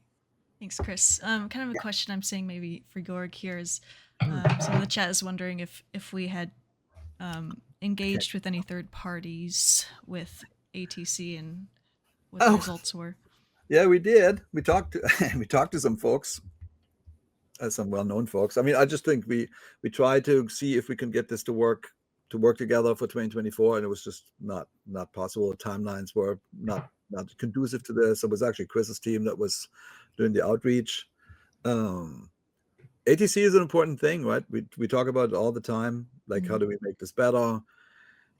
And I kind of like that we talk about it, but like coming to the stream, I can just tell you this: like, I come in, like, there's still pain in the community. The sim is still not as good as we all want it to be. So let's focus on fixing bugs. And then I can't wait. None of us can wait to work on new cool stuff. Like, that is clear. Like, we obviously want the hobby to be as great as possible and the sim to be the best there is. There's some obstacles. That's what we're talking about, bugs more than future features. But yeah, I mean, the Asobo team is great at these things. The working title team is great at these things. I can't wait to unleash them on new cool things. But this is just not the time. But clearly we want it. Yes. Awesome. Thanks, Jorg. Hey, Jayne. Yes, I saw a couple of other topics come up that might be easy answers. Do you want me to answer them real quick, or should we wait till the end? Sure. Okay. They're not totally all related to ATC. Some of them are related to aircraft. So I saw a question about the super heavy cargo missions. Is it okay if I give an update on that? Do you know it? Sure. It was kind of part of that strike team conversation with Charles, right? Yes. So I know a lot of people are concerned about the heavy airliner part of career, and that aspect is actually blocked specifically because there's one aircraft that we need for the certification, and that's one of the aircraft that's being tested right now. So hopefully that's soon. And the discussion was, and Martial or Seb can correct me if I'm wrong, but I think that can come separate from a sim update. So once that plane gets a thumbs up, we can unlock that whole part of the tree. There was another. So the one we're targeting, did you say it, Chris, just now? The Beluga is what we're targeting for this. And I didn't say it, but yeah. So iBuilds just delivered what we call version 0018 for the Beluga. It's now in everybody's hand. We're testing it for career viability. By the way, somebody else upstream in the chat asked, hey, why none of the Airbuses working for the career? We are having the planes from iBuilds already delivered, and they're currently in test, and they are career compatible. So the goal is to get as many of the first-party planes to work with Korea, and maybe just to expand this a little, the goal for the Korea has always been that this is open for third parties. So this is the weakness right now is it's all new, and it's maybe not perfectly described in the SDK documentation. So Chris's team actually went through, because they're sort of external to Asobo, right? They went through and said, okay, there's some lack of clarity on this and this and this and this, and we did this with other first parties as well. So we're getting quickly to the point where we have confidence that we're going to have the documentation in good state, because it's not, the tech is not wrong, it's maybe not quite explained right. When we talked about the flaps earlier, it's exactly problems like this, right?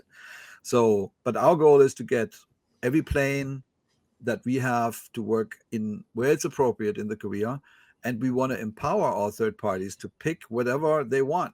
Like, they made the aircraft. If they want it to be in certain things and it makes sense in the real world, go for it. That's what the whole tool is for. So that's all planned. Hopefully that's useful. Sorry, Jayne. I realized I usurped one of your questions.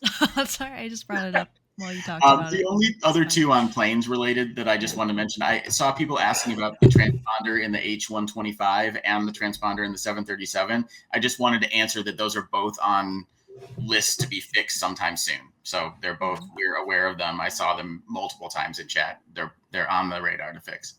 Okay. Now I'm going to be quiet. Somebody said trains. That's cute. I love trains. I look at this every single week. I got some votes in the last few weeks. I saw it. Yeah. All right. 2 settings and peripherals. We have a few questions here. Will there be a streamlining and simplifying of the configuration process? It's clear that currently we're confused with the complex database program, which must delight programmers. It is not, however, intuitive or simple to set up one's flight stick and incorporate the keyboard and mouse. So yes, I talked a little bit earlier about this thing. We want to do a little bit of quality of life on this feature. So it includes bug fixing and helping people to do the proper configurations with helps and new tutorials.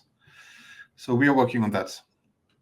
Yep. And that should be for Sim Update 2. I know that the community will laugh at that, but it's also Sim Update 2. Plan for Sim Update 2 at least.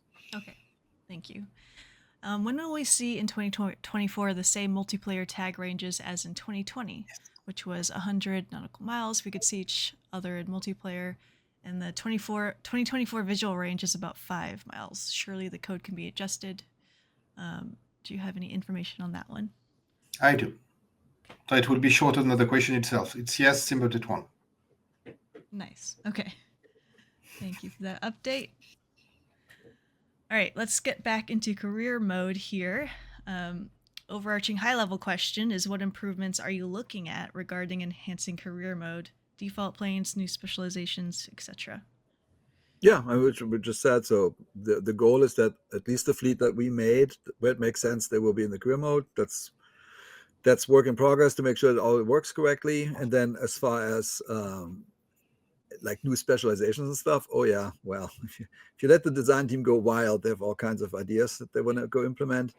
I mean, I just talked to Damien and David and Francois this morning. Like I got a call from I think they're called Coulson. I want to say Coulson Aviation, and those are the they basically said, we're from Canada, we're the people that did 50% of the water that was used in LA fires recently. So they sent their fleet down, and they love flight sim. They love it, and they said, what you did is amazing, and we really want to work with you guys more to make it even more authentic. That's a conversation we had this morning, that we obviously we've triggered something. I mean, I had the same with the Coast Guard just last week or the week before. I think people really see where this can go, and they now want to go deeper and deeper into this, and the design team is obviously there and interested and ready to go. So again, it's kind of like what I said about other features. Do we want to do new features? Yes, of course we do. So we will get to it the moment the bugs are through. Thank you, Jorg. All right, next question has been answered. Good there. All right, third, in career mode, will you add an option to filter the missions by aircraft type? Currently, we have to scroll through until we find one that uses our favorite aircraft. So yes, we are currently testing it. So it's not working for all filters we want to get. So we're still working on that, but it will be back.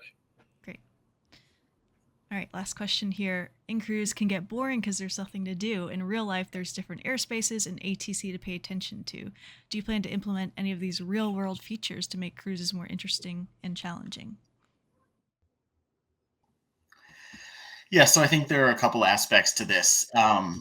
We've talked a little bit about ATC kind of as storytelling and finding ways to enhance that. So I would say I agree with what Jorg said, which is once we get through getting the bugs fixed, I think we'll look at ways to do this. We've got some ideas on our side to do some cool stuff here to let it be a little bit more engaging. I would say though that during cruise, I mean, if you're using the ATC as it is now, you will get handed off between different controllers. Like all those things do work as they did in 2020. So that aspect of it is there, but things like maybe requesting shortcuts or some other sort of storytelling aspects are things that we're considering in kind of the longer term plan. But the immediate focus right now is to just get all the bugs cleaned up with ATC. Yep. All right. Thank you so much. we have a couple questions here on the marketplace. Hmm. When we already chatted about this, but anything to expand on, Jorg, with expecting the marketplace and what was the original issues causing this delay? I mean, so I'm not sure it was really a delay. I mean, fundamentally, like there's a couple of things. There's backwards compatibility. That was a big deal. We promised that. Mm-hmm. I think some of you warned us that it's going to be harder than than we thought. It's like maybe you knew more than we did, because like the thing I would say, the learnings there is maybe that the more people stayed within the system that was provided in the sim, the easier it is to ensure backwards compatibility. The more people got creative and did their own coding paths or hacks, whatever you call it, it's really hard to make everything work. So we took a pause on that and said, okay, backwards compatibility is a big deal. I think the team has made a lot of progress, but I'm sure there's still some issues left. So that affected it a little bit. And then it was just the realization how complex it really is. Like, so it actually reminds me, I've been in Microsoft for a long time, right? So it reminds me of when we moved from Xbox One to Xbox Series S and X. And it's almost that complex, right? You are taking an entire ecosystem that needs to work over here, and then there's sort of a cross connection between those two things. And we do this carryover thing because every 2020 add-on is supposed to work in 2024, which means it needs to be restructured in a way, and it's just complicated. And as I said, I've observed this team now cranking on this for months and months, and I'm like, it is impressive. But then, and the thing where I really put on sort of the stops is we cannot do something that doesn't really work perfectly. Like perfect is always like an ambition, but it needs to be rock solid. So it's been in testing for a long time, and it's good that we're sitting so long on it, because we find new bugs, and then the team needs to fix those bugs, and it just takes some amount of time. But like, the current plan is, just to repeat myself, we can't commit to the date simply because of what I just said. You know, there's a bug bash, I think this week or next week, of like a lot of people. And we might find some things. Right now, the plan is that this comes out February 18th, but if I would be exactly zero surprised if it's February 25th or something. So but we're on it. The team has been on it for months. I think it's cool. I'm super excited about features that maybe it's just me, but like renting, I think is cool. Gifting, I think is cool, because I have a bunch of friends and I could never gift them anything. So I think that's all neat. And that's now working, which makes me happy. But let's give it the right time. Nobody's helped by a marketplace that has bugs. Mm. That's how I feel about it. Okay. And the encryption of default aircraft in 2024 have significantly impacted the ability for the modding community. Will we reconsider this encryption to allow the community to continue contributing to the sim? So we had some issues initially, but now everything should be fixed. I know that Eric has done some comments and published some useful helps on the dev forums. Still, just to have a few words about that. Everything is moddable in Flight Sim. Everything can be overwritten. And there's a tool for that in order to have an access to what's readable. It's called VFS Projector. This was a little bit buggy earlier, but now it's fixed. So you have an access to everything which is not encrypted. And as I said, everything can be overwritten. I mean, every CFG, every textures, everything can be modded.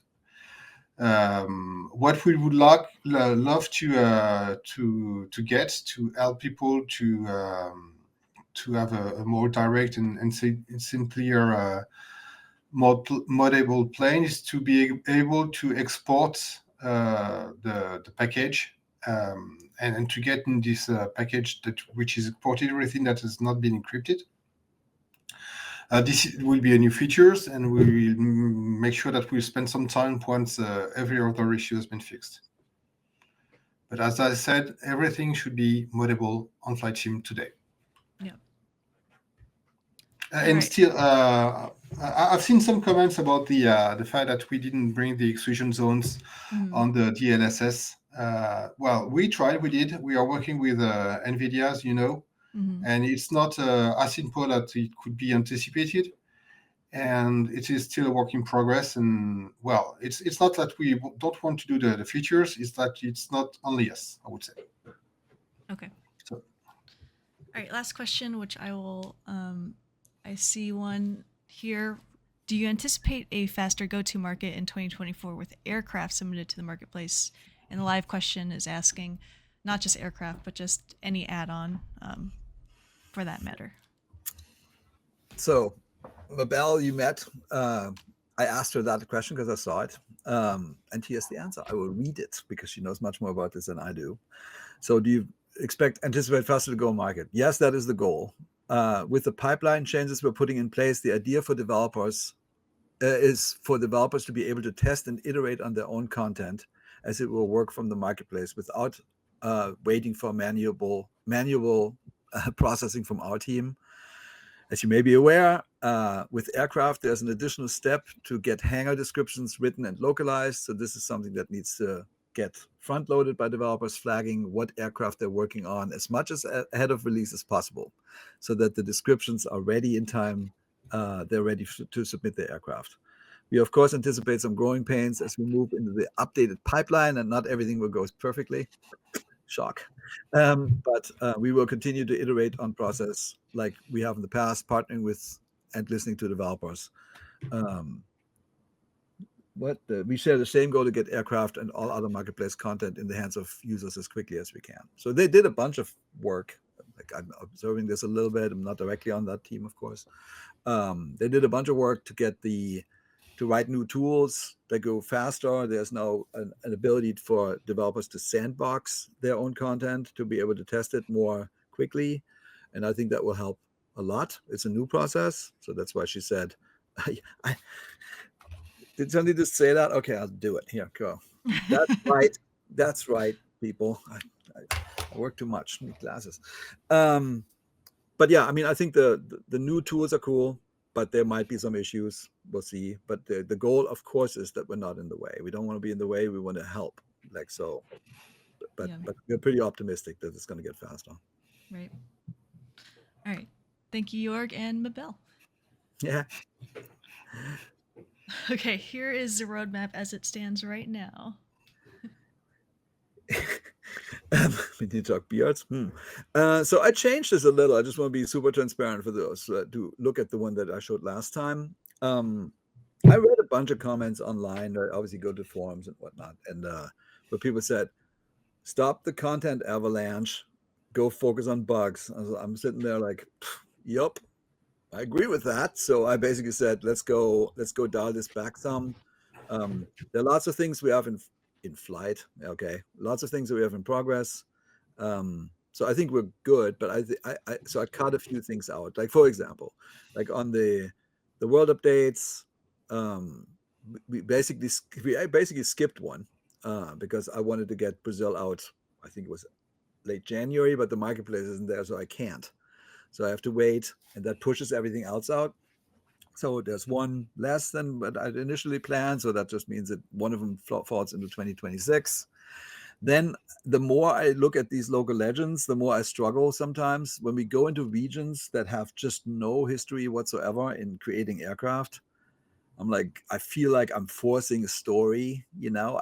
I do. I mean, as you probably know, I love these things, right? I think this whole initiative's cool, but you know, if I go into a country that has never had an aircraft manufacturer or like a region, what exactly am I actually doing? So I dialed this back a little and I said, instead of every world and city update will have a plane, I said some, and I keep that more opportunistic to where it actually makes sense. Famous flyers, love the famous flyers, so that hasn't changed at all. And then sim updates, I said that earlier, like we are planning on 4, but meaty ones. And then there's a couple of surprises this year that I'm looking forward to talking about when we're through the bug phase. So that is the plan for the year. Perfect. And speaking of planes, a lot of people have asked in the chat, like, what's going on with the make good planes, as we call them internally. So the first make good plane is the famous Flyer 11 Cessna 185 Skywagon made by Coronado. It's really nice, and I think, Jayne, I sent you a trailer. Let's go. Let's go look at it. You'll be the first to see. All right, World premiere. World premiere. Here we go.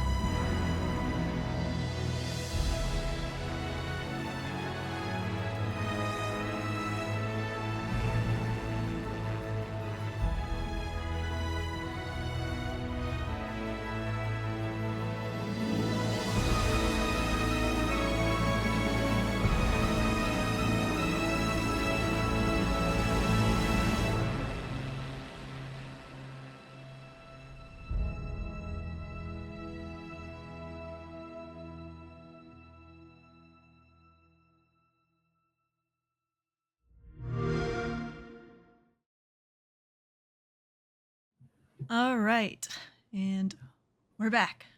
So I thought that looked pretty good. I hope you liked it. I think the trailer is great. I think the video team did really nice work. And, it's the first plane trailer that's actually with new lighting and the 2024 environment. I think it's awesome.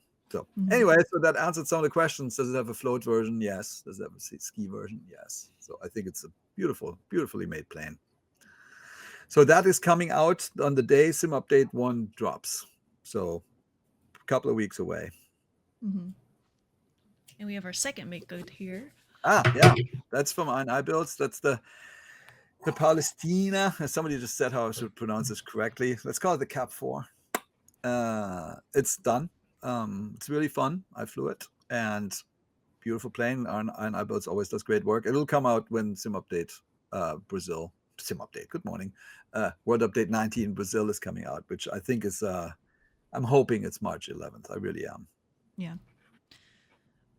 All right, and that does it for our 2-hour dev stream today. It was longer than normal, but we still, of course, didn't get to all your questions. So we do plan on coming back, within the month, probably beginning of March is my guess, but soon. Yep.